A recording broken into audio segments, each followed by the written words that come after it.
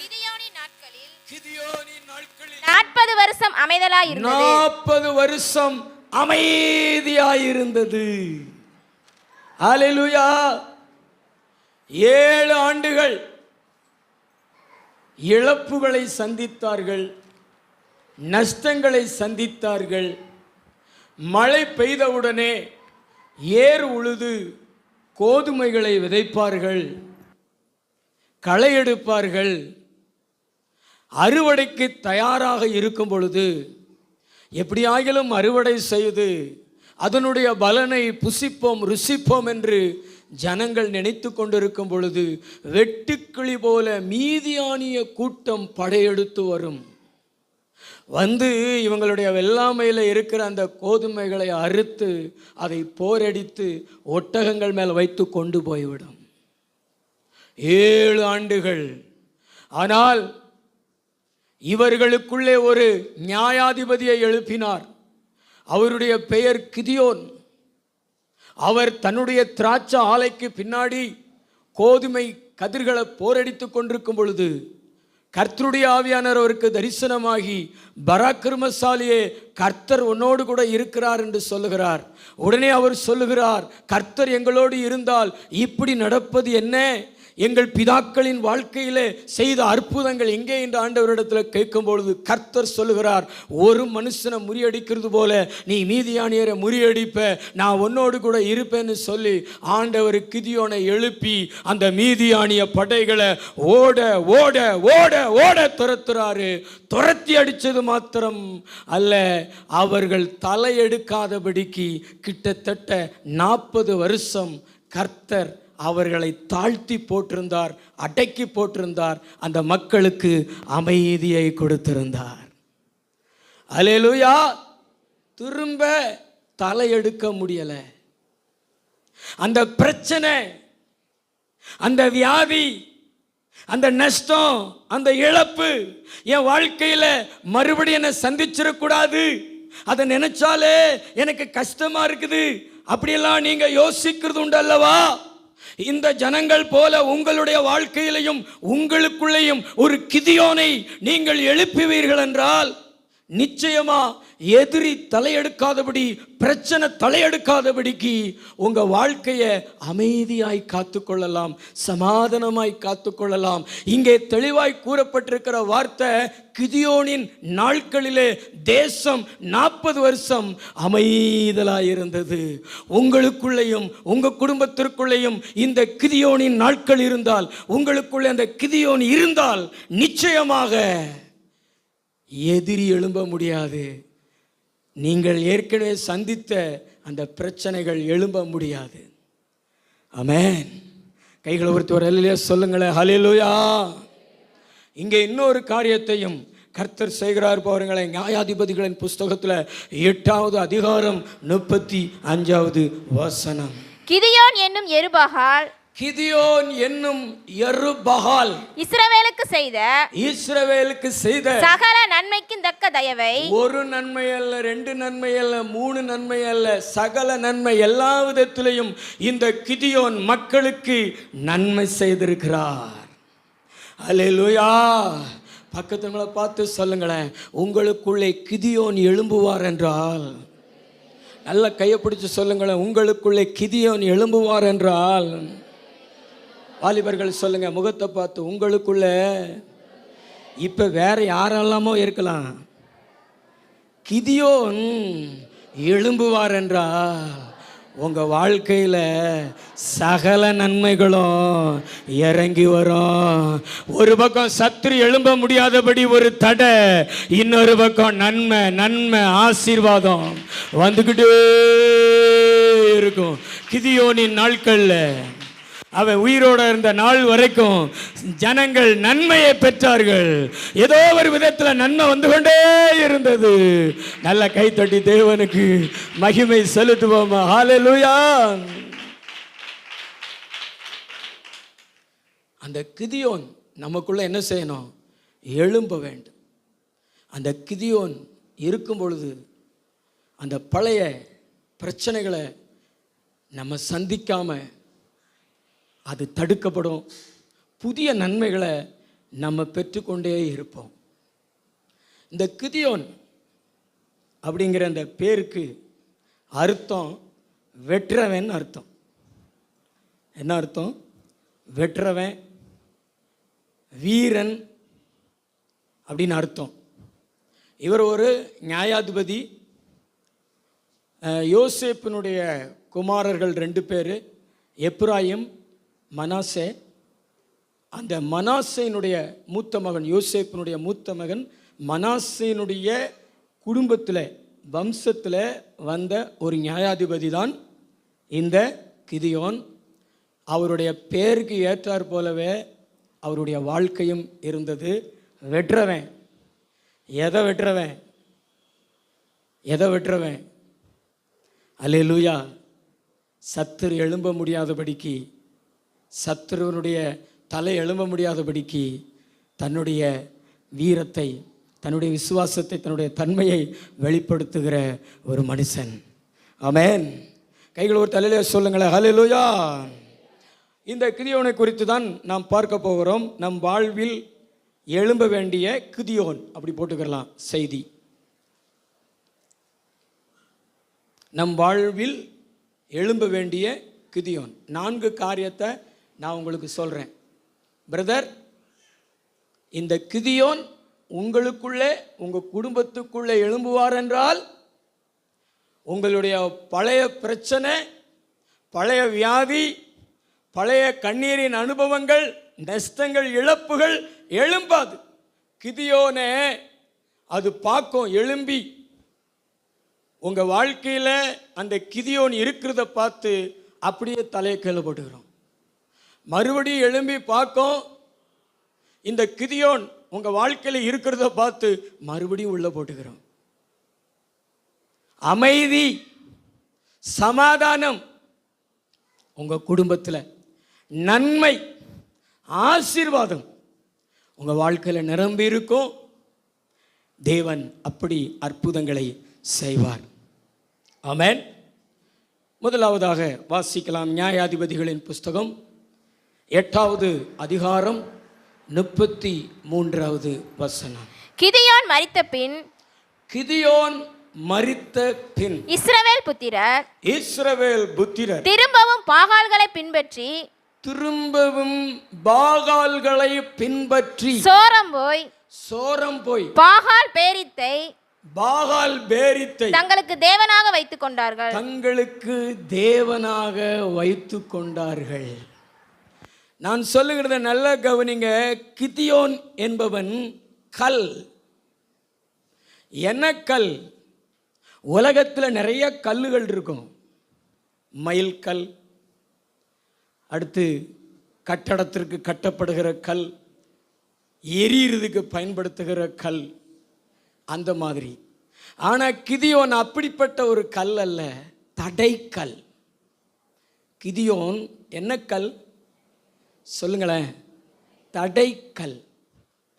கடல் கரைகளில் நீங்கள் போய் பார்த்தீங்கன்னா ஒரு காட்சியை பார்க்கலாம்.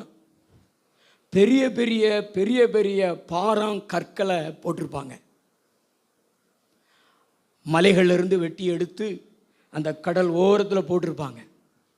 அந்த கற்களை எதுக்கு போட்டிருக்கிறாங்க அப்படின்னு காரணம் கேட்டால் அவர்கள் சொல்லுகிறார்கள், கடல் அலை எழும்பும் பொழுது இந்த கரைக்கு மேலே வந்து விடாதபடி, பக்கத்தில் இருக்கிற வீடுகளில் அரிப்பு ஏற்படுத்தி விடாதபடிக்கு இந்த கற்கள் அந்த அலைகளை தடுத்து கொண்டே இருக்குமா, மீறி வராதபடிக்கு தடுத்து கொண்டே இருக்குமா. அதுதான் அந்த கல்.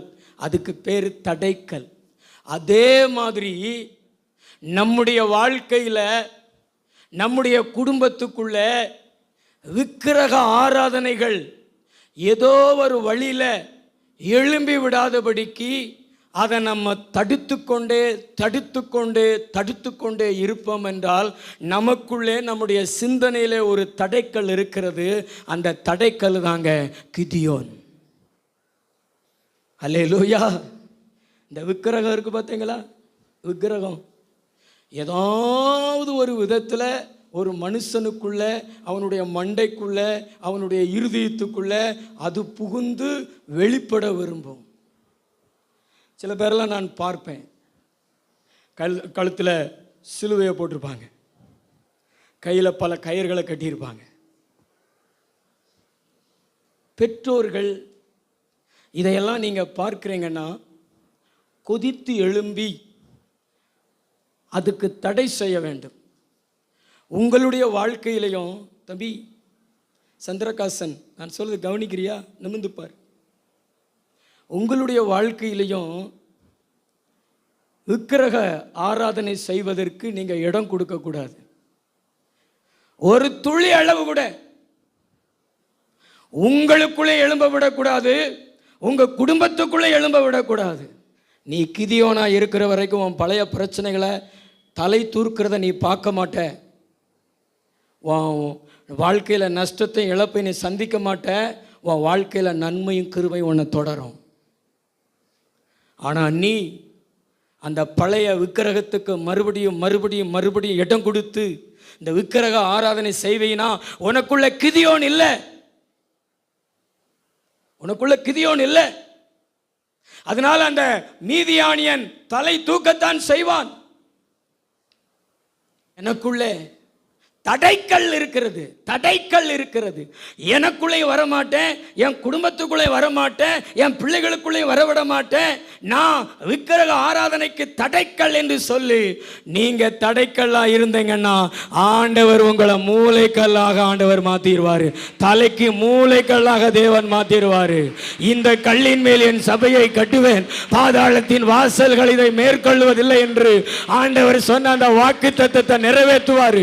மரணமும் பாதாளமும் உங்களை கண்டு பயந்து ஓடும். உங்களை இதுக்கு முன்னாடி வேதனைப்படுத்தி இருந்த, கண்ணீரை கொண்டு வந்திருந்த அந்த பிரச்சனைகள் இனி தலை தூக்க முடியாது. கர்த்தர் அதை தாழ்த்தி போடுவார், கர்த்தர் அதை மூடி போடுவார், கர்த்தர் அதை அடக்கி போடுவார். நம்பிக்கை இருந்துச்சுன்னா நீங்க தலைக்கு மேல கூட கை தட்டி இந்த தேவனை மகிமைப்படுத்துங்க. ஆவியானவர் உங்களிடத்துல பேசுறாரு. நீ தடைக்கல்லாயிரு, உன் குடும்பத்துக்கு தடைக்கல்லாயிரு, உனக்கு நீ தடைக்கல்லாயிரு. விக்கிரகம் உள்ள வர விடாத, நீ தேவனுடைய பிள்ளை என்பதை மறந்து விடாத.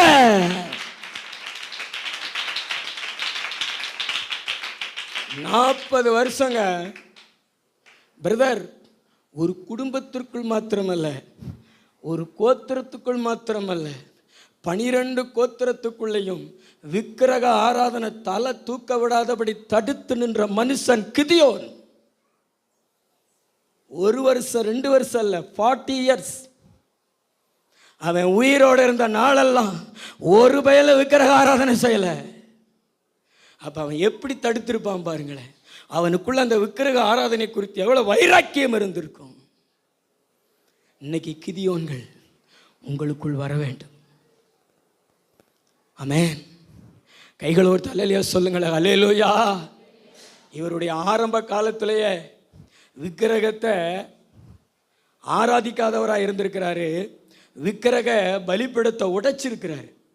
நீங்க வாசிங்களேன், நியாயாதிபதிகள் 6:27-28. அப்பொழுது கிதியோன் தன் வேலையாட்களில் 10 பேரை சேர்த்து கர்த்தர் தனக்கு சொன்னபடியே செய்தான்.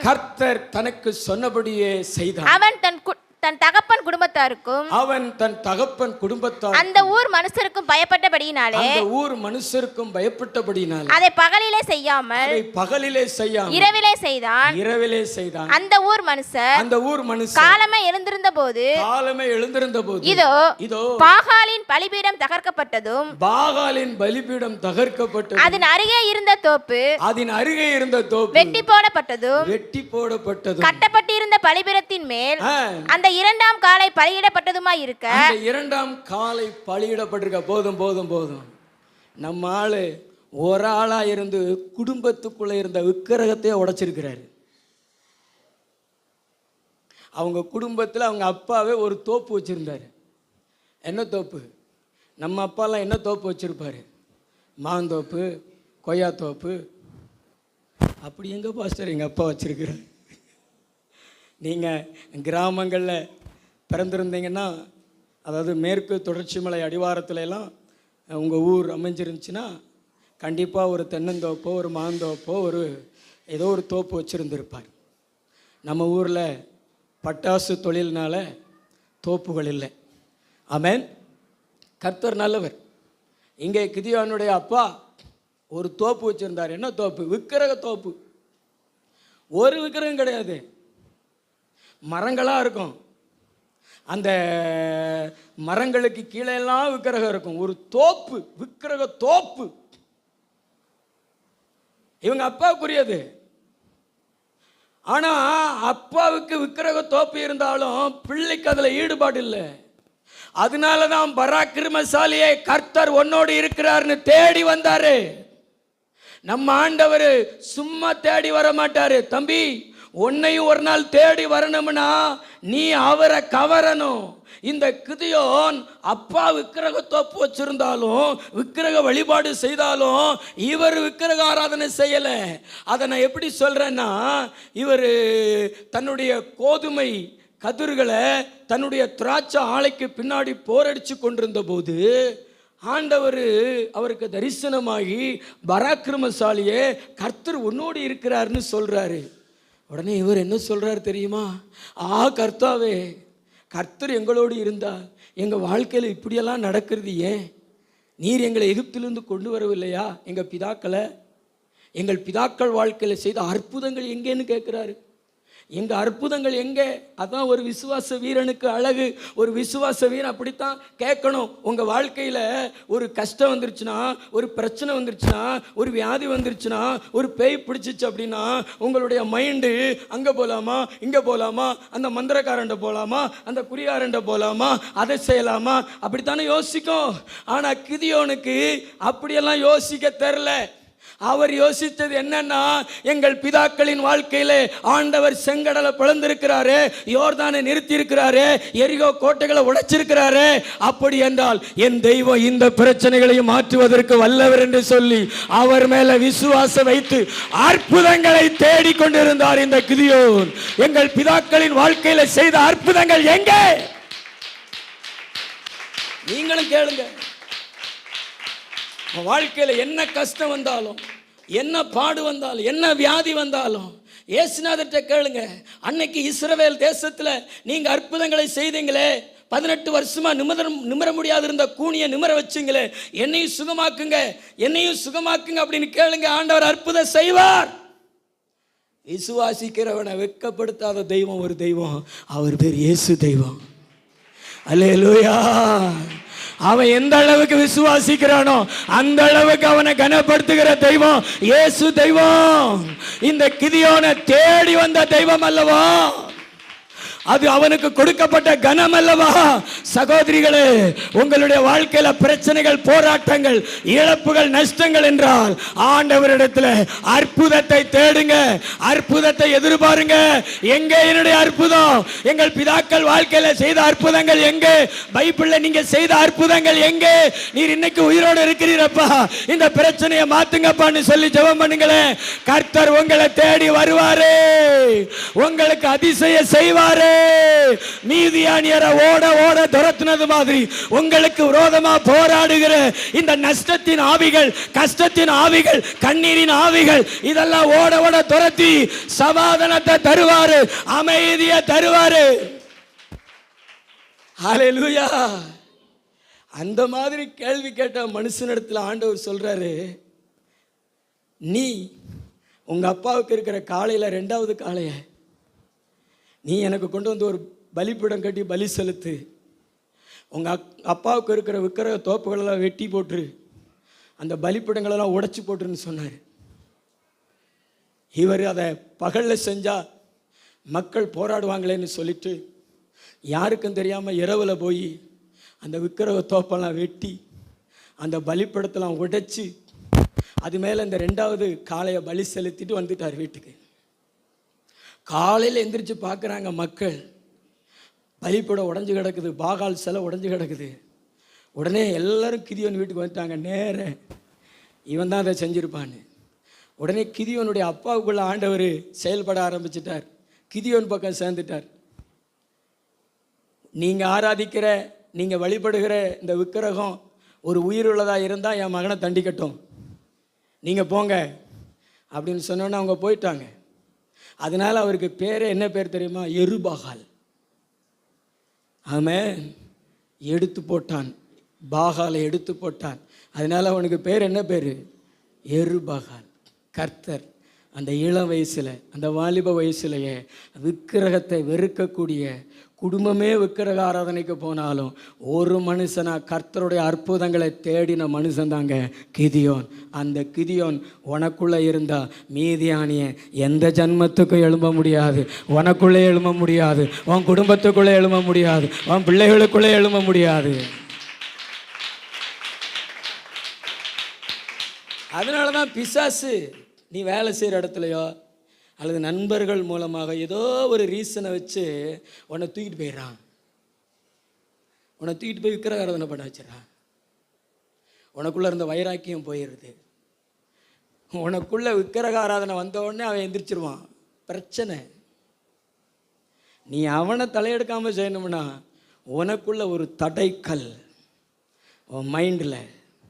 விக்கிரக ஆராதனையா எப்பா வேண்டவே வேண்டான்னு சொல்லிட்டு உங்கள் பிள்ளைகளுடைய நெத்தியில் கூட ஒரு பொட்டு வைக்காதீங்க. கருப்பு பொட்டு. கருப்பு பொட்டு அது என்னது? கருப்பனுடைய அடையாளம். அதனால தான் கருப்பு பொட்டு. வண்டியில் ஒரு மாலையை கோர்த்து போட்டுருது. விக்கிரக ஆராதனை.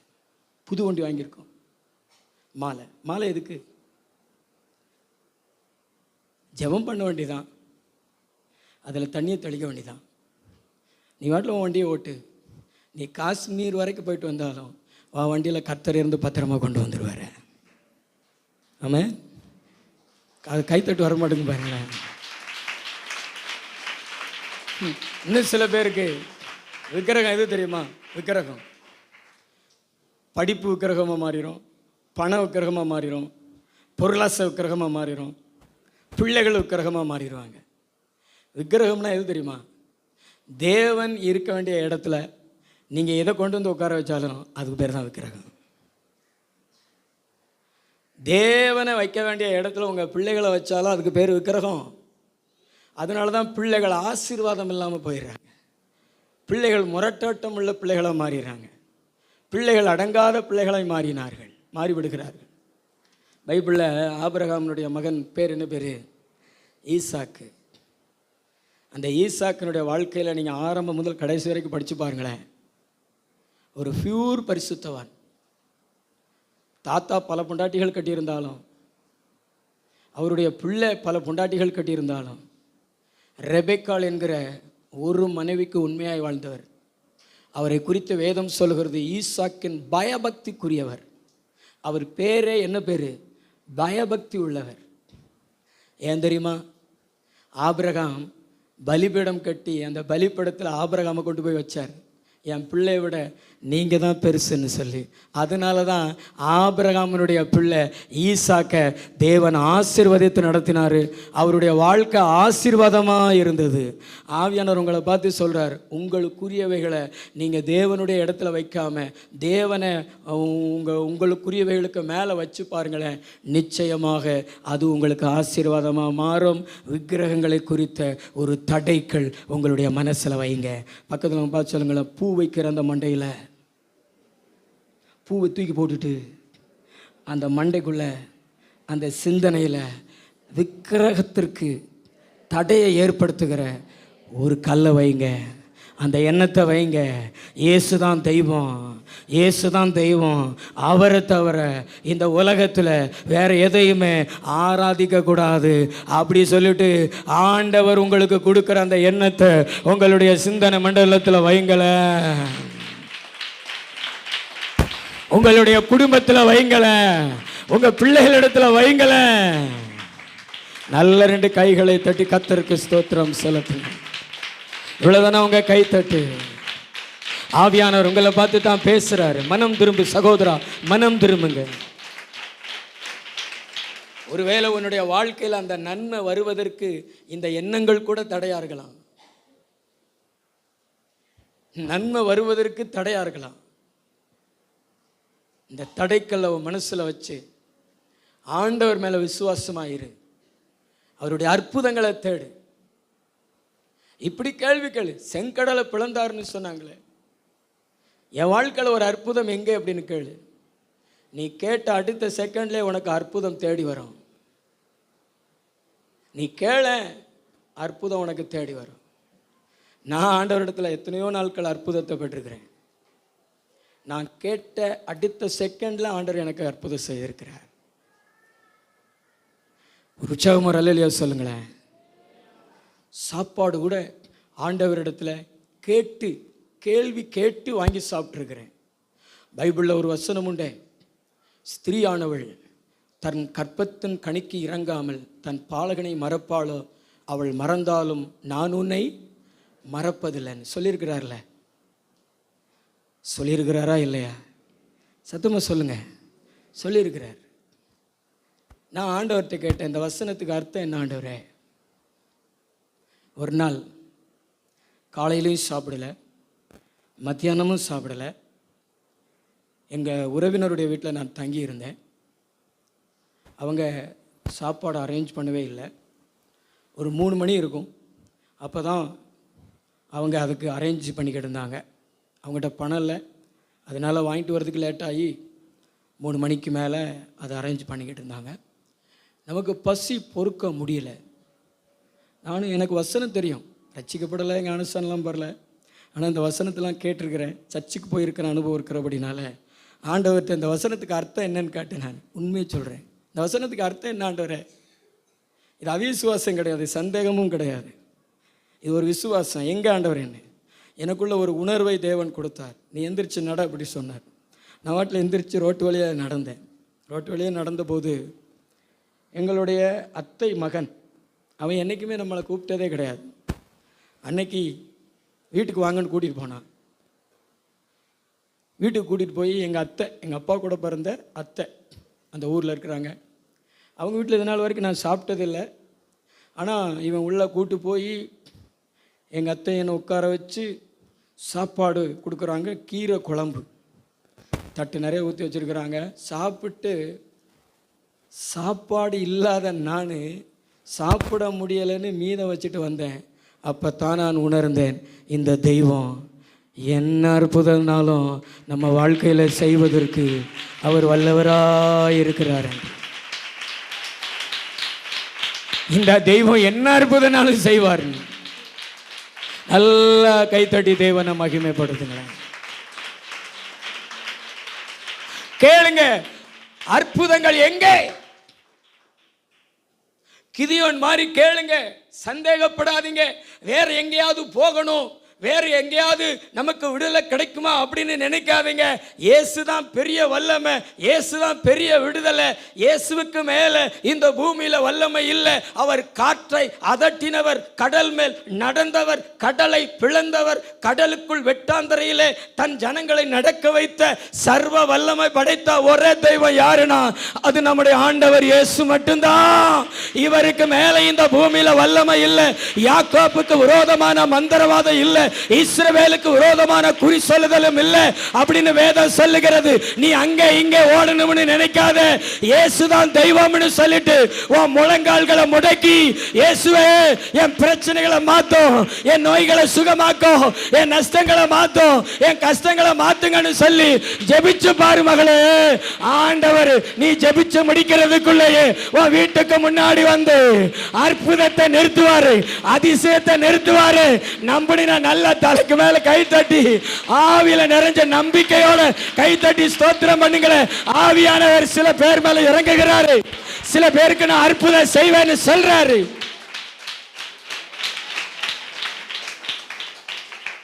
அதிசயங்களை செய்வாரு. தம்பி, தண்ணீரை நீ கூல்ட்ரிங்க்ஸா மாத்தலாம், ஆனா ஆண்டவர் தண்ணீரை திராட்சை ரசமா மாத்துவார். ஒண்ணுமே போடாம நீ சர்ப்பத்தை மாற்றலாம். அதில் எலுமிச்சம்பழத்தை ஊற்றி, அதில் நீ ஊற்ற வேண்டியதை ஊற்றி சர்ப்பத்தை மாற்றலாம். ஆனால் ஆண்டவர் அதை எப்படி மாற்றிருக்கிறாரு? திராட்சை ரசமாக மாற்றிருக்கிறார். ஒரு மாற்றம். மாற்ற முடியாத ஒன்றை சாதாரணமானதை கூட ஒரு பிளஸ்ஸிங்கா, ருசியா, மகிமையா மாற்றுவதற்கு வல்லவர். அவர் சிறியவனை புழுதியிலிருந்து எடுத்து எளியவனை குப்பையிலிருந்து உயர்த்துகிறார். பக்கத்தில் பார்த்து சொல்லுங்களேன், சிறியவனை எங்க இருந்து எடுக்காரு?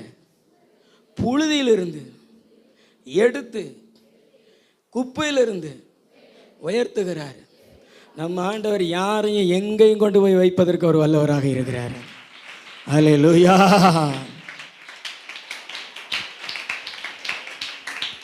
ஆண்டவரை நம்புங்க பிரதர். ஆண்டவர் இயேசுவை நம்புங்க. ஆண்டவர் இயேசுவை நம்புங்க. அவரிடத்துல ஜெபிங்க. கிதியோன் உங்களுக்குள்ளே எழும்பட்டும். அந்த தடைக்கல் உங்கள் மனசுக்குள்ளே இருக்கட்டும். இன்றைக்கி நிறைய பேர் மனசுக்குள்ளே வேறு தடைக்கல்ல வச்சுருக்குறாங்க. ஜெபத்துக்கு போவதற்கு தடைக்கல், ஆராதனைக்கு வருவதற்கு தடைக்கல், ஞாயிற்றுக்கிழமை ஆராதனைக்கு வரக்கூடாதபடிக்கு தடை பண்ணுகிற தடைக்கல்லை உங்கள் மண்டைக்குள்ளே வச்சுருக்கீங்க. சிஸ்டர் அப்படி தானே? ஞாயிற்றுக்கிழமை ஆராதனைக்கு வரக்கூடாதபடி தடைக்கல்லை வச்சுருக்கீங்க. வாழ்க்கையில் முன்னேறவே முடியாது. பிசாசு கொண்டாடுவான். பழைய பிரச்சனைகளெல்லாம் ரொம்ப துள்ளி குதிக்கும், போயிடுவோம் அப்படின்னு. அந்த தடைக்கல்லை எடுத்து போடுங்க. விக்கிரக ஆராதனைகள் உங்களுக்குள்ளேயோ உங்கள் குடும்பத்துக்குள்ளேயோ வராதபடிக்கு தடைக்கல்லா இருங்க. உங்கள் பிள்ளைகளுடைய வாழ்க்கையில் கூட வராதபடிக்கு ஒரு வைராக்கியமாக தடையாக நெல்லுங்க. ஆண்டவர் உங்களை படையாய் மாற்றி ஆசீர்வதிப்பார். ஆமென். ரெண்டாவது ஒரு காரியத்தை வாசிக்கலாம். நியாயாதிபதிகளின் புஸ்தகம் 8:16. பட்டணத்தின் மூப்பரை பிடித்து வனாந்தரத்தின் முள்ளுகளையும்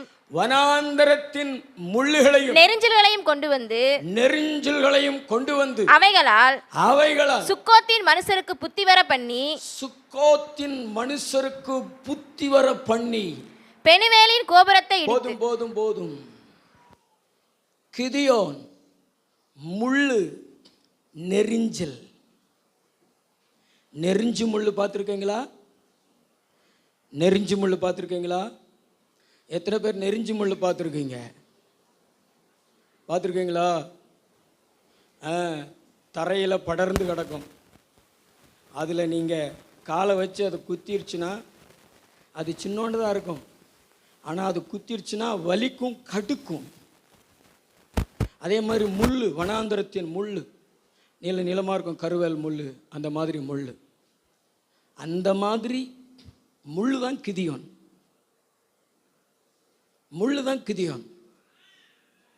இந்த முள் மனுஷர்களை குத்துகிற முள் அல்ல, புத்தி வர வைக்கிற முள்.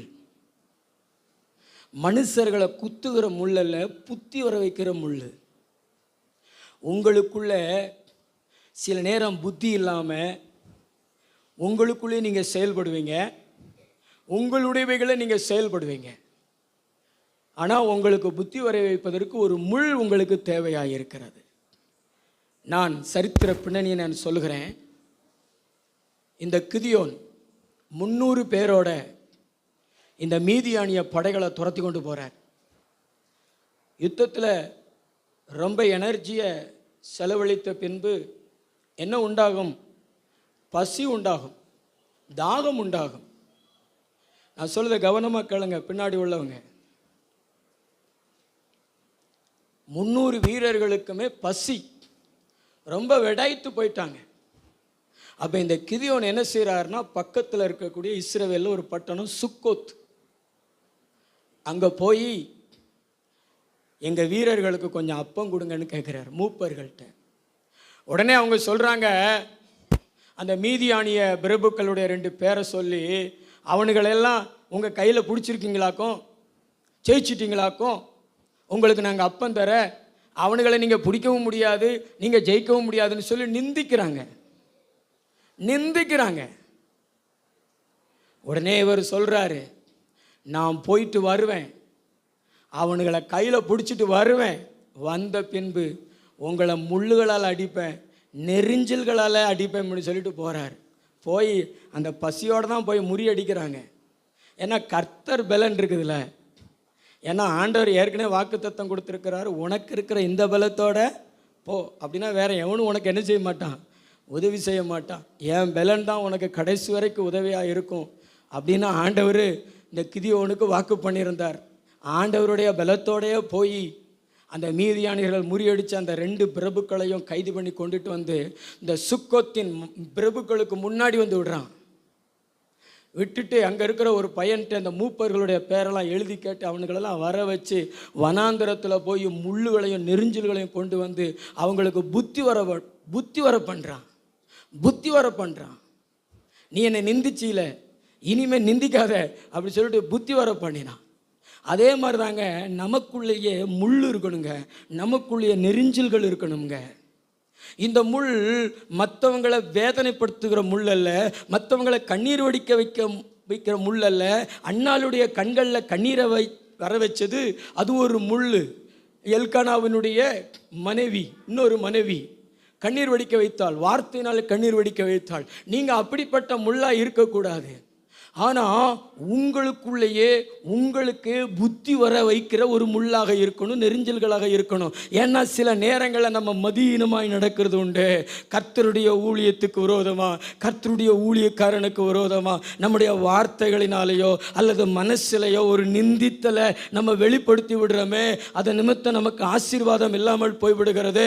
ஊழியத்தில் ஒரு உற்சாகத்தை குறைத்து விடுகிறீர்களே, அப்போ உங்களுக்குள்ளேயே ஒரு புத்தியை நீங்கள் வர வைக்க வேண்டும். அந்த புத்தி என்ன புத்தி அப்படின்னா, வாசிங்களேன், யோவான் சுவிசேஷம் 8வது அதிகாரம் 9வது வசனம். அந்த புத்தி வர வைக்கக்கூடிய ஒன்று அதான் முள், அதுதான் நெரிஞ்சில். அவர்கள் அதை கேட்டு தங்கள் மனசாட்சியினால் கடிந்து கொள்ளப்பட்டு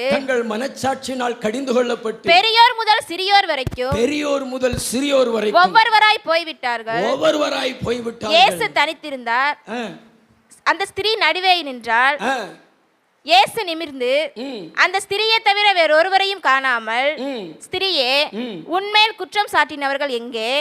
ஒருவனாகிலும் உன்னை ஆக்கினைக்குள்ளாக தீர்க்கவில்லையா என்றார். போதும் நல்லா கவனிங்க. விபச்சாரத்தில் ஒரு பெண் பிடிபடுகிறாள். யூத சட்டம் விபச்சாரத்தில் பிடிக்கப்பட்டவள் கல்லெறிந்து கொல்லப்பட வேண்டும் என்று. உடனே ஒரு விபச்சாரத்தில் பிடிக்கப்பட்ட ஒரு பெண்ணை சின்ன பையன் முதல் பெரிய ஆள் வரைக்கும் துரத்திட்டு வராங்க. அவள் வேற எங்கேயாவது போயிருந்தா கொண்டிருப்பானுங்க. அவள் இயேசு கிறிஸ்துனுடைய பாதத்தில் வந்து விழுகிறாள். உடனே அவருக்கு முன்னாடி வந்து நிற்கிறாங்க. கல்லுகளை கையில் வச்சிருக்கிறாங்க. எதை கையில் வச்சிருக்கிறாங்க? கல், உருண்டையான கல். தம்பி, நான் சொல்லுகிறத கவனிக்கிறீங்களா? உருண்டையான கல். அவங்க நினச்சாங்க இயேசுநாதர் இப்போ ஆம் சொல்லுவார், போட்டு என்ன செஞ்சிடலாம், தள்ளிடலான்னு. ஆனால் அவர் மனுஷன மாதிரி கிடையாதே, அவர் வேற லெவல். அவங்க சொல்கிறாங்க இயேசுநாதர்கிட்ட, ஆண்டவரே, இவள் விபச்சாரத்தில் கையுங்களமா பிடிக்கப்பட்டாள், நீர் உத்தரவிடும், நாங்கள் கல்லெறிஞ்சு கொல்ல போகிறோம் அப்படி சொன்னபோது ஏசப்பா சொல்கிறார், உங்களில் பாவம் செய்யாதவன் எவனோ அவன் முதலில் கல்லெறியட்டும் என்று சொல்லுகிறார். உடனே சின்ன பயலிருந்து பெரிய ஆள் வரைக்கும் பைபிள் சொல்லுகிறது, அவங்களுடைய மனசு அவங்களுக்கு உணர்த்துது. அந்த வசனத்தை மறுபடியும் வாசிங்களேன். மனச்சாட்சியினாலே கடிந்து கொள்ளப்பட்டு அவர்கள் அதை கேட்டு தங்கள் மனசாட்சியினால் கடிந்து கொள்ளப்பட்டு, ஒரு முள் அவங்களுக்குள்ள உண்டானது, ஒரு நெரிஞ்சில் அவங்களுக்குள்ள இருந்தது. அந்த நெரிஞ்சில், அந்த முள் நம்முடைய நல்ல மனச்சாட்சி. உங்களுக்குள்ளே இருக்கக்கூடிய அந்த கிதியோன் யாரு? பூசி மொழுகுகிற அப்படிப்பட்ட மனச்சாட்சி அல்ல. நீங்க சின்ன தவறு செய்தாலும், நீங்க சின்ன குற்றம் செய்தாலும் உங்க மனச்சாட்சி படபடன்னு அடிக்கும். உங்களால சாப்பிட முடியாது, உங்களால தூங்க முடியாது, உங்களால ஜெபிக்க முடியாது. அதுதான் முள்ளு, அதுதான் நெரிஞ்சல். அது மாத்திரம் உங்களுக்குள்ள இருந்துச்சு அப்படின்னா நீங்க தப்பு பண்ண மாட்டீங்க, நீங்க பாவம் செய்ய மாட்டீங்க, நீங்க நல்லவங்களா இருப்பீங்க. நீங்க புத்தி உள்ளவங்களா இருப்பீங்க. அந்த மனச்சாட்சி அடிக்கடி உங்களை குத்தி குத்தி குத்தி குத்தி, அந்த நெரிஞ்சல்கள் உங்களை குத்தி குத்தி குத்தி குத்தி உங்களுக்கு புத்தி வர பண்ணிரும். பக்கத்துல பார்த்து சொல்லுங்களேன், உங்க மனச்சாட்சி நல்ல மனசாட்சியா இருக்கணும். உங்க மனசாட்சி நல்ல மனசாட்சியா இருக்கணும். சிலருக்கெல்லாம் மனசாட்சியே இருக்குதா அப்படின்னு நம்ம கேட்போம். இவங்களுக்கெல்லாம் மனசாட்சி இருந்துச்சு, ஆனால் அந்த மனசாட்சி மழுங்கி போயிடுச்சு. அதில் ஒரு கூர்மை இல்லை, அதில் ஒரு உணர்த்துதல் இல்லை, அதில் ஒரு குத்துதல் இல்லை. சில பேர் கொலை செய்கிறாங்களே, சில பேர் கொடுமையான காரியங்களை செய்கிறாங்களே, மனைவியை போட்டு கொடூரமாக தாக்குறாங்களே, அவங்களெல்லாம் நம்ம பார்க்கும் பொழுது இவங்களுக்கெல்லாம் மனசாட்சி இருக்குதா அப்படின்னு நம்ம கேட்க தோணும். கெட்ட கெட்ட வார்த்தைகள்னால பேசுகிறாங்களே, பிறருடைய கண்களில் கண்ணீர் வடிவதற்கு காரணமாக இருக்கிறாங்களே, இவங்களெல்லாம் நம்ம பார்த்து கேட்போம், இவங்களுக்கெல்லாம் மனசாட்சி இருக்குதா அப்படி சொல்லி. அப்படி ஒரு மனசாட்சி இருந்துச்சு அப்படின்னா அவங்களால புத்தியீனமான காரியத்தை செய்ய முடியாது. அல்லேலூயா. பரிசுத்த ஆவியானவர் உங்களை பார்த்து பேசுகிறார். உனக்குள்ளேயும் ஒரு நல்ல மனசாட்சியை பெற்றுக்கொள் மகளே. ஒரு நல்ல மனசாட்சியை பெற்றுக்கொள் மகளே. நான் சொல்லுகிறது புரிகிறதா? நல்ல 2 கைகளை தட்டி ஆண்டவருக்கு நன்றி சொல்லுங்க. நீங்கள் கள்ளத்தனமாக எந்த காரியத்தையும் செய்ய மாட்டீங்க. உள்ளொன்று வைத்து புறமொன்று பேச மாட்டீங்க. நீங்கள் நேர்மையாளராக இருப்பீங்க. உங்கள் மனசாட்சி உணர்த்தும் பொழுது, உங்கள் மனசாட்சி உங்களை குத்தும் பொழுது அதுக்கு நீங்கள் கீழ்ப்பிடுவீங்க, அர்ப்பணம் செய்வீங்க, நல்லவங்களாக மாறிடுவீங்க. இந்த சுக்கோத்தின் புத்திரர்கள் நிந்தித்தது மாதிரி நீங்கள் கிதியோனை நிந்திக்க மாட்டீங்க, ஊழியக்காரனை நிந்திக்க மாட்டீங்க, ஊழியத்தை நிந்திக்க மாட்டீங்க. ஊழியத்துக்காக, ஊழியத்தினுடைய தேவைக்காக ஒரு உதவி கேட்கும் பொழுது நீங்கள் மனசில் கூட நிந்திக்க மாட்டீங்க. இந்த சுக்கோத்து மனிதர்களிடத்தில் அப்பம் கேட்குறார் யுத்தத்துக்கு. அது மாதிரி ஊழியத்தின் தேவையை முன்னிட்டு உங்களிடத்தில் அறிவிப்பில் கேட்கலாம், ஊழியத்திற்கு கொடுங்க, நம்முடைய ஊழியத்தின் தேவைகள் அதிகமாக இருக்குதுன்னு சொல்லிட்டு. அப்போ உங்களுக்கு நல்ல மனசாட்சி இருந்துச்சுன்னா வீட்டில் போய் தூக்கம் வராது. அதை கொடுத்து முடித்து தீர்க்கிற வரைக்கும் உங்களுக்கு தூக்கம் வராது. ஆனால் எத்தனையோ முறை உணர்த்தி காண்பிச்சாலும் அதில் ஒரு உணர்வே இல்லை அப்படின்னா அது எப்படி கிடக்குது? மழுங்கி போய் கிடக்கிறது. ஒரு நல் மனசாட்சி உள்ள இல்லை. ஆவியானவர் சொல்கிறாரு, கிதியோன் உங்களுக்குள்ளே எழும்ப வேண்டியது இருக்கிறது. நீ ஒரு முள்ளாக, ஒரு நெரிஞ்சிலாக உன்னை நீயே உணர்த்தி கொள்ளுகிற, உனக்குள்ளே ஒரு நல்ல மனச்சாட்சியை உண்டாக்கி கொள்ளுகிற ஒரு கிதியோனை, ஒரு முள்ளை, ஒரு நெரிஞ்சிலை உன்னுடைய வாழ்க்கையில் பெற்றுக்கொள். இல்லைனா உனக்கு புத்தியே வராது. உனக்கு புத்தி இல்லாத காரியத்தை தான் நீ செய்வ. யாரிடத்துல எதை பேசணுமோ பேச தெரியாது. அதாவது பேசக்கூடாத நபர்களிடத்தில் பேசுவீங்க, பேசக்கூடாதவைகளை பேசுவீங்க. அல்லேலூயா. இன்னொரு காரியத்தை கூட வாசிங்களேன். அப்போஸ்தலர் நடபடிகள் 2:37. இதை அவர்கள் கேட்டபொழுது இருதயத்திலே குத்தப்பட்டவர்களாகி பேதுருவையும் மற்ற அப்போஸ்தலரையும் பார்த்து சகோதரரே நாங்கள் என்ன செய்ய வேண்டும் என்றார்கள்.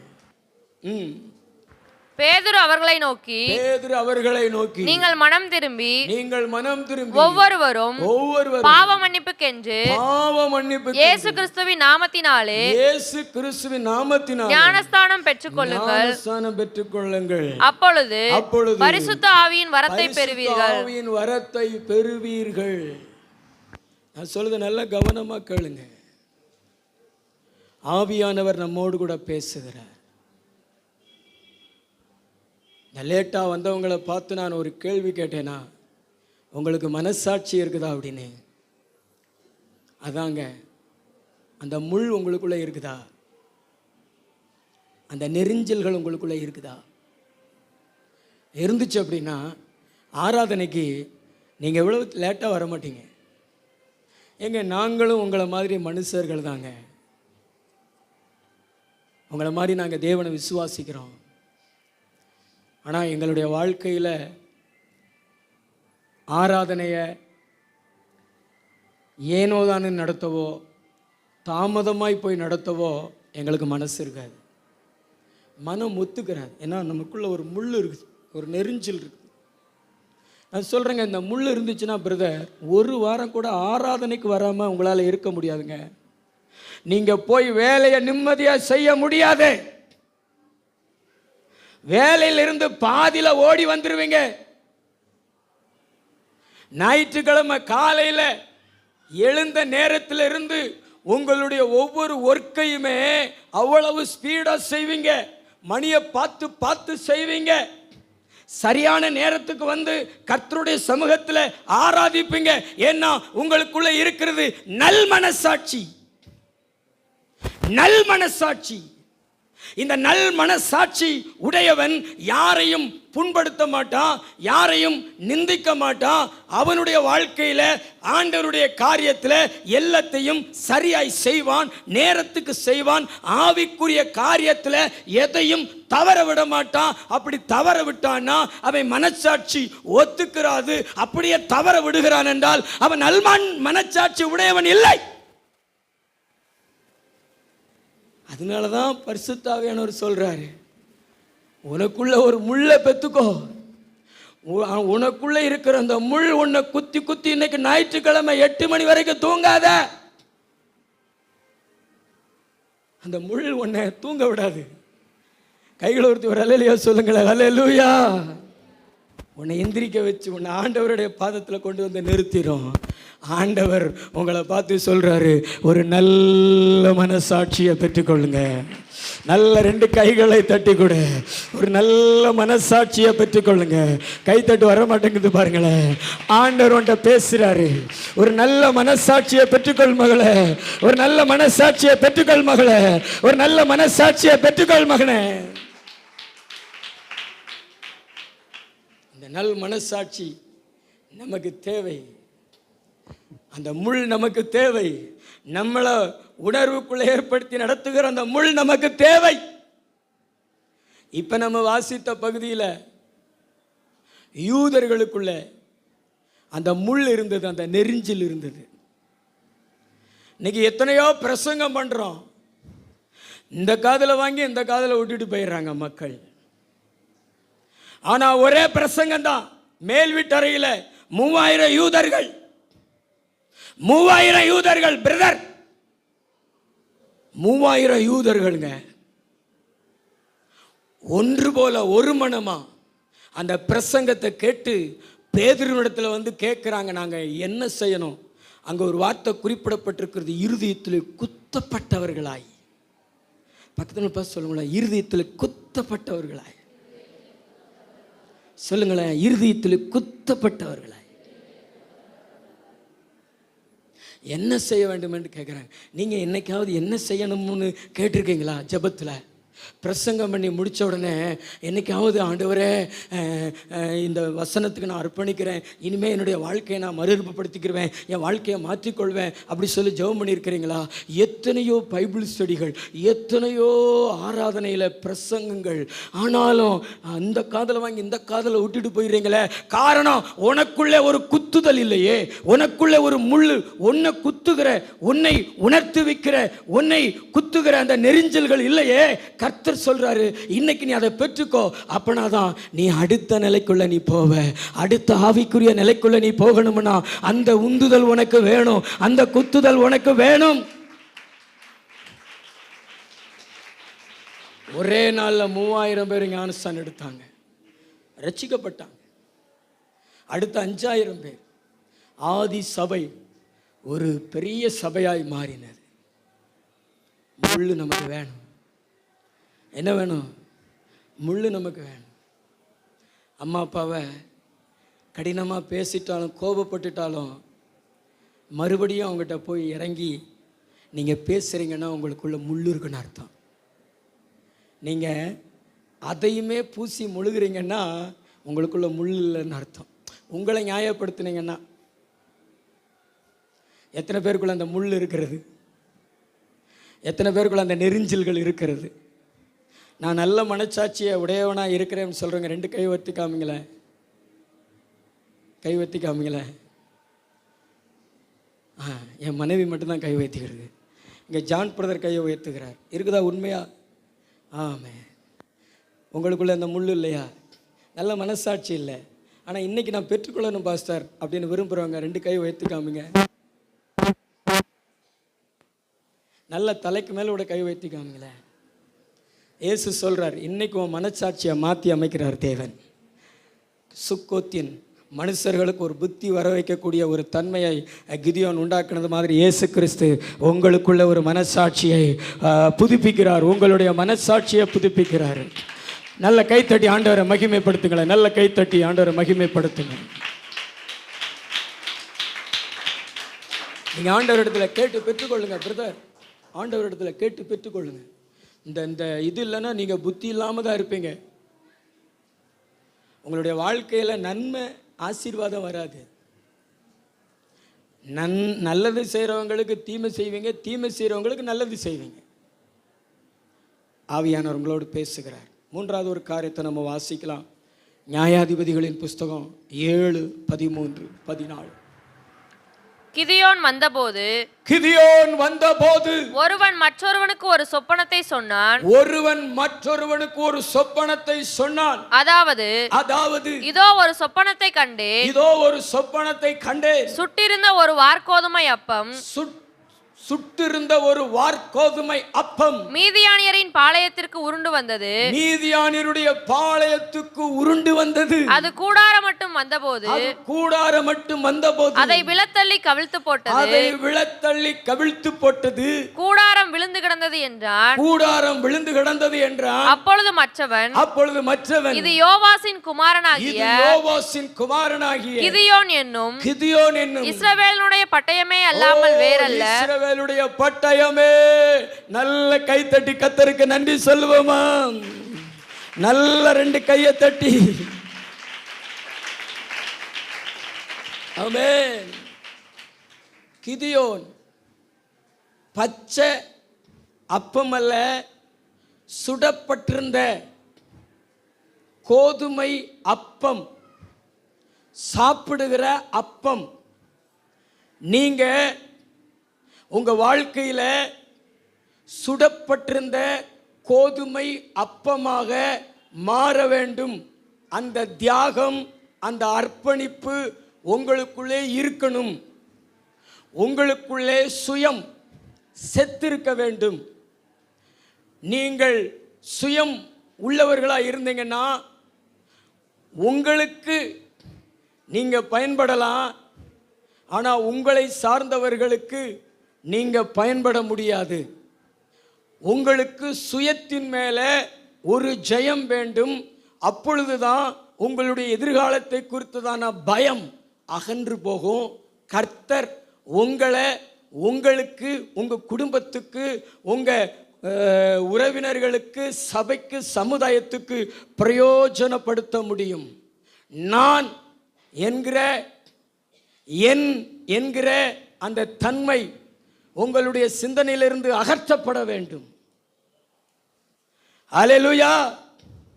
அப்பத்தான் நீங்க கர்த்தருடைய பட்டயம். பக்கத்துங்களை பார்த்து சொல்லுங்களேன், அப்பத்தான் நீங்க கர்த்தருடைய பட்டயம். பக்கத்துங்களை பார்த்து சொல்லுங்களேன், அப்பத்தான் நீங்க கர்த்தருடைய பட்டயம். கர்த்தர் உங்களை கையில் எடுத்து எதிரிகளை ஓட ஓட ஓட ஓட துரத்துவாரு. உங்களால் 4 ஜனம் நல்லா இருக்கும். உங்களை பற்றி சொல்லும். அவங்களால தான் இன்னைக்கு நான் நல்லா இருக்கிறேன், இன்னைக்கு நான் சுகமாக இருக்கிறேன், நான் பாதுகாப்பாக இருக்கிறேன் அப்படின்னு 4 பேர் உங்களை குறித்து சொல்கிற அளவுக்கு நீங்கள் கர்த்தருடைய பட்டயமாக, அநேகருக்கு பிரயோஜனமான பட்டயமாக, தேவனால் பயன்படுத்தப்படுகிற ஒரு பட்டயமாக நீங்கள் மாறி இருப்பீர்கள். ஹல்லேலூயா. கிதியோன் 300 பேரோட பாளையத்துக்கு போகிறாரு. அங்கே மீதியானியருடைய பாளையம் இருக்குது. அந்த பாளையத்தில் காவல் காக்கிறவங்க 2 பேர் பேசிக்கிறாங்க. நான் நேற்று ஒரு சொப்பனம் கண்டேன். அந்த சொப்பனம் ஒரு பெரிய சுடப்பட்டிருந்த ஒரு கோதுமை அப்பம் அப்படியே உருண்டு வந்துச்சு. அப்பம் உருண்டு வந்துச்சு. நம்முடைய மீதியானியருடைய கூடாரத்தின் மேலே வந்து மோதிச்சு. இந்த கூடாரம் விழுந்து போச்சு. அதுக்கு இன்னொருத்த அர்த்தம் சொல்கிறான், டே அது வேற யாரும் இல்லை, அவன்தான் கிதியோன், கர்த்தருடைய பட்டயம். அல்லேலூயா, அல்லேலூயா. நீங்களும் சுடப்பட்டிருந்த கோதுமை அப்பமா மாறுங்க. நம்ம ஆண்டவர் இயேசு கிறிஸ்து அப்பம்ங்க, நமக்காக பிற்கப்பட்ட ஒரு அப்பம்ங்க. நீங்கள் வாசித்து பாருங்களேன். 1 கொரிந்தியர் 11:23-24. நான் உங்களுக்கு ஒப்புவித்ததை கர்த்தரிடத்தில் பெற்றுக்கொண்டேன். என்னவெனில் கர்த்தராகிய இயேசு தாம் காட்டி கொடுக்கப்பட்ட அன்று ராத்திரியிலே அப்பத்தை எடுத்து ஸ்தோத்திரம் பண்ணி அதை பிட்டு நீங்கள் வாங்கி புசியுங்கள். இது உங்களுக்காக பிற்கப்படுகிற என்னுடைய சரீரமாய் இருக்கிறது. இயேசு கிறிஸ்து நமக்காக தன்னையே பிட்டு கொடுத்தார் அல்லவா? இயேசு கிறிஸ்து நமக்காக தன் சரீரத்தை பிட்டு கொடுத்தார் அல்லவா? அதைத்தான் நம்ம மாதந்தோறும் நினைவு கூர்ந்து அவருடைய அப்பத்தை, அவருடைய சரீரத்தை நம்ம உட்கொள்ளுகிறோம். அதுபோல தாங்க கிதியோன் மற்றவர்களுக்கு, ஜனங்களுக்கு பிரயோஜனமா மாறினா. இன்னைக்கு கர்த்தர் உங்களை பார்த்து தான் சொல்றாரு, நீயும் அப்பமாக மாறு, நீயும் கோதுமை அப்பமாக மாறு. அதுவும் அறகுறை வேக்காடா அல்ல. அறகுறை வேக்காடு பிரயோஜனப்படாது, அதை சாப்பிடவும் முடியாது. நீ சுடப்பட்டிருந்த தீயில சுடப்பட்டிருந்த பிரயோஜனமுள்ள அப்பமா மாறு, உணவா மாறு. 4 பேருக்கு வாழ்வு கொடு. உன்னை வச்சு 4 பேர் வாழ்ந்தோம் என்று சொல்லத்தக்கதாக, சாட்சியை நீ பெற்றுக்கொள்ளத்தக்கதாக கர்த்தர் சொல்லுகிறாரு. அப்பங்களாக மாறுன்னு சொல்றாரு, தியாகமுள்ள மகளாக மாறுன்னு சொல்றாரு, அர்ப்பணிப்புள்ள மகளாய் மாறுன்னு சொல்றாரு, இயேசுவை போல மாறுன்னு சொல்றாரு. இயேசு கிறிஸ்து எப்படி தன்னுடைய ஆவியையும் தன்னுடைய ஆத்மாவையும் தன்னுடைய சரீரத்தையும் ஒப்பு கொடுத்தாரோ, அதே போல நீயும் உன் சரீரத்தை தேவனுக்கு கொடு, உன்னுடைய ஆவிய தேவனுக்கு கொடு, உன்னுடைய ஆத்மாவை தேவனுக்கு கொடு. சுயத்தை சாகடி. இந்த கோதுமை ஒரு மாவா மாறி, அந்த மாவு அப்பமா மாறி, அந்த அப்பம் தீல சுடப்பட்டு, எவ்வளவு பெரிய ஆழமான ஒரு அர்ப்பணிப்பு பாருங்களேன். மழை பெஞ்ச உடனே வயலை உழுது அதில் கோதுமைகளை விதைச்சு, அது வளர்ந்து, அது பயிராகி, அது கோதுமையாகி, அது விளைஞ்சு, அந்த கோதுமையை வேறு பிரித்து அந்த கோதுமையை ரைஸ் மில்லுக்கு அனுப்பி அது மாவாகி, மையா அரைச்சி மாவாகி, அதுக்கடுத்து அது வீட்டுக்கு வந்து அப்பம் சும்மா சுட முடியாது. மாவை எடுத்து அப்பமாக சுட முடியாது. அந்த மாவில் தண்ணியை ஊற்றி அதை நல்லா பிசையணும், கையிலேயே நல்லா பிசையணும். பிசைஞ்சு அதை அப்பமாக சுட்டு தீயில வைக்கணும். நம்ம ஊர்லையாவது தோசைக்கல் மாதிரி இருக்கிறதுல நம்ம சப்பாத்தி சுடுவோம். ஆனால் அந்த நாட்டிலெல்லாம் பார்த்தீங்கன்னா தீயை மூட்டி அது மேலே சுடுவாங்க. அது கொலன்னு இருக்காது, கடுக்குன்னு இருக்கும். அதை பிச்சை உடனே அப்பளம் மாதிரி உடையும். உடனே அதை திராட்சரசத்தில் முக்கி சாப்பிடுவாங்க. அது வயிற்றுக்கு இன்பம், அது சரீரத்துக்கு பலன். கர்த்தர் சொல்கிறாரு, நீயும் ஒரு சுடப்பட்ட அப்பமாக. எவ்வளவு கரையும், எவ்வளவு தியாகம். உங்களுடைய பலன், உங்களுடைய நேரம், உங்களுடைய வருமானம், உங்களுடைய ஒவ்வொன்றையும் ஆண்டவருக்கு அர்ப்பணம் செய்யுங்க. ஆண்டவருக்கு கொடுங்க, ஊழியத்துக்கு கொடுங்க, சபைக்கு கொடுங்க. நீங்கள் அப்பங்களாக மாறுங்கள். ஆண்டவர் உங்களை கிதியோனை போல பயன்படுத்துவார். அல்ல கை தட்டி இயேசுபாவுக்கு நன்றி சொல்லுங்க. இன்னைக்கு தியாகமுள்ள மக்களை பார்க்கவே முடியலை. இன்னைக்கு தியாகமுள்ள மக்களை பார்க்கவே முடியலை. எதையாவது ஆண்டவருக்காக விட்டு விட்டு வருகிற மக்களை பார்க்கவே முடியலை. ஆண்டவரை விட்டு விட்டு போகிற மக்கள் நிறைய உண்டு. வாலிப பிள்ளைகள் பக்கத்தில் பார்த்து ஆண்டவரை விட்டுட்டு போயிடுறீங்கல்ல, வேலையை காரணமாக வச்சு பேசுங்க, வேலையை காரணமாக வச்சு, ஃபங்க்ஷனை காரணமாக வச்சு, ஏதோ ஒரு காரணத்தை வச்சு அடுத்த வாரம் பார்த்துக்கிறலாம், அப்படி தானே? ஏதாவது ஒரு காரணத்தை ரெடி பண்ணுறாங்க. அதாவது சர்ச்சுக்கு வராமல் போயிட்டாங்கன்னு வச்சுங்களேன், பாஸ்டர் கேட்பார்னு சொல்லிட்டு ஒரு காரணத்தை ரெடி பண்ணுறாங்க. திங்கிங், இதை சொல்லலாமா அதை சொல்லலாமா, இது அப்பங்களாகாது. அப்பங்களாகணும்னா இயேசு கிறிஸ்துவை போல நொறுக்கப்படணுங்க, இயேசு கிறிஸ்துவை போல அடிக்கப்படணுங்க, இயேசு கிறிஸ்துவை போல சரீரத்திலையும் நொறுக்கப்படுதல், மனசிலையும் நிந்திக்கப்படுதல். இயேசு கிறிஸ்துவெல்லாம் பார்த்தீங்கன்னா அக்கு வேற ஆணிவராய் பிடுங்கி எறியப்பட்டாருங்க. உண்மையிலேயே இயேசு கிறிஸ்துவை போல ஒரு அர்ப்பணிப்பு உள்ளவங்களை பார்க்கவே முடியாதுங்க. அவருடைய அர்ப்பணிப்பு குறித்து அப்போஸ்தலனாகிய பவுல் எபேசு திருச்சபைக்கு எழுதுவார் பாருங்களேன், வாசிங்களேன்.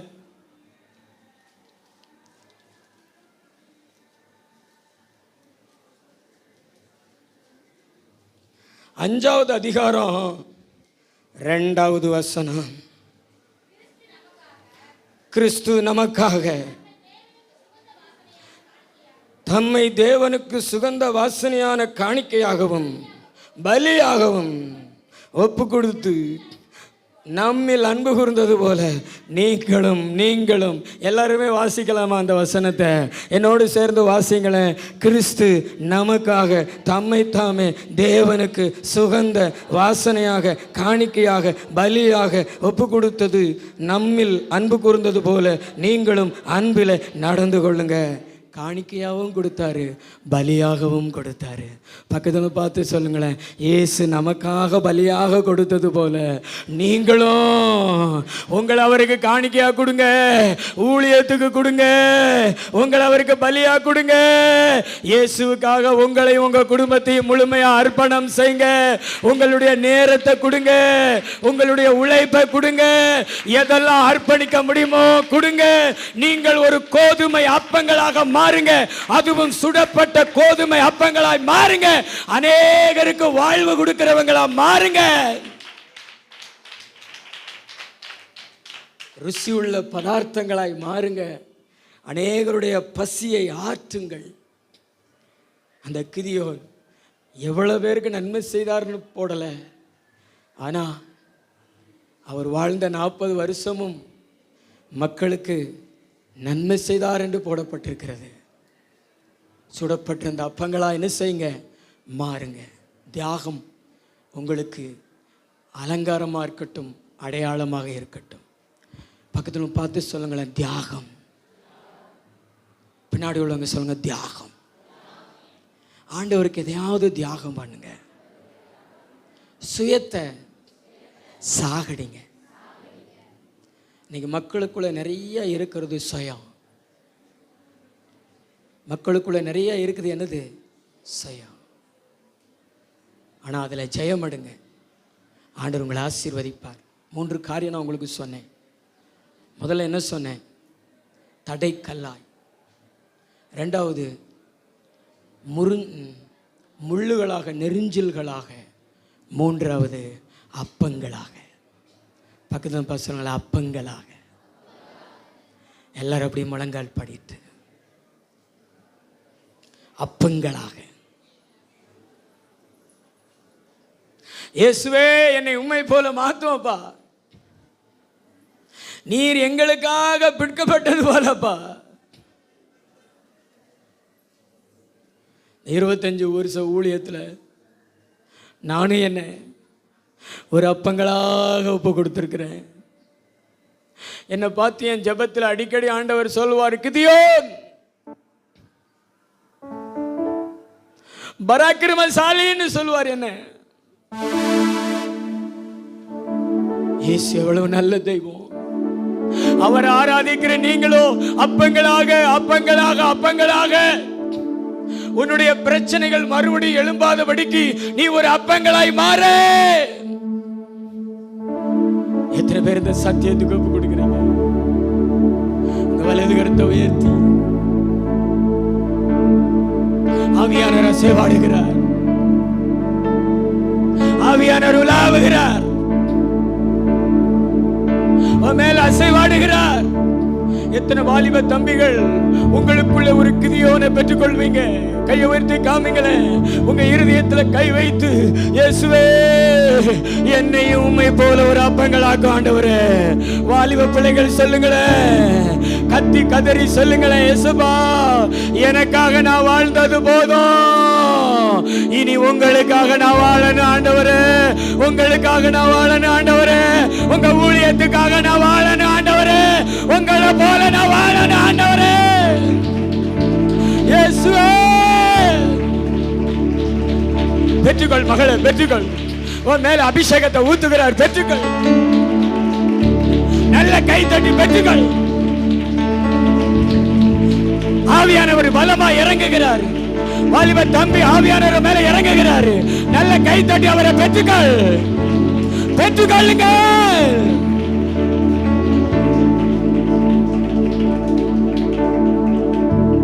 என்னை அப்பங்களாக இயேசுவே, என்னை உம்மை போல அப்பங்களாக இயேசுவே. எனக்குள்ள ஒரு கிதியோ என்னை குறித்து 4 பேர் பேசிக்கொள்ளப்பா. சுடப்பட்டிருந்த ஒரு கோதுமை அப்பம் என்று என்னை குறித்து 4 பேர் பேசுகிறது என் காதுல கேட்கணும் ஏசப்பா. சொல்லுவீங்களா? 4 பேர் என்னை குறித்து அவமாய் பேசுகிறது அல்ல, என்னுடைய அர்ப்பணிப்பை பேசணும், என்னுடைய தியாகத்தை பேசணும். சொல்லு வாலிப மகளே, உனக்குள்ள ஒரு முள் இருந்தா நீ இப்படி ஜெபிக்க மாட்டியே. நீ யாரை கத்தி கதறி அழுது, ஆண்டவரே நான் என்ன செய்ய வேண்டும் என்றல்லவா கேட்டிருப்பாய். நல்ல முழங்கால் போடுங்களேன். இங்க இருக்கிற நிறைய பேரு இன்னும் மாற வேண்டியது இருக்கிறது. இதயத்துல கை வைத்து உன் மார்பில் அடித்து கேளு, ஏன் இந்த வியாதி திரும்ப திரும்ப எனக்கு வருகிறது கேளு. ஆவியானவர் அசைவாடுகிறத நான் பார்க்கிறேன். நிறைய பேர் ஆவியானவர் தொடுகிறத நான் பார்க்கிறேன். அபிஷேகம் இறங்குகிறத நான் பார்க்கிறேன். நிறைய பேருடைய கண்கள் ஆண்டவர் தொடுகிறாரு, செவிகள் ஆண்டவர் தொடுகிறாரு. உன்னை நான் மாத்துவேன்னு சொல்றாரு. நல்ல 2 கையை தட்டி ஸ்தோத்திரம் பண்ணுங்க, ஸ்தோத்திரம் பண்ணுங்க, ஸ்தோத்திரம் பண்ணுங்க. ஆவியானவர் பலமாய் வாலிபர்கள் மேல இறங்கிட்டார், வாலிப பிள்ளைகள் மேல இறங்கிட்டார். ரத்தம் தெளிக்கப்படுகிறது. நன்றி இயேசுவா, கொடுத்த வார்த்தைக்காய் நன்றி.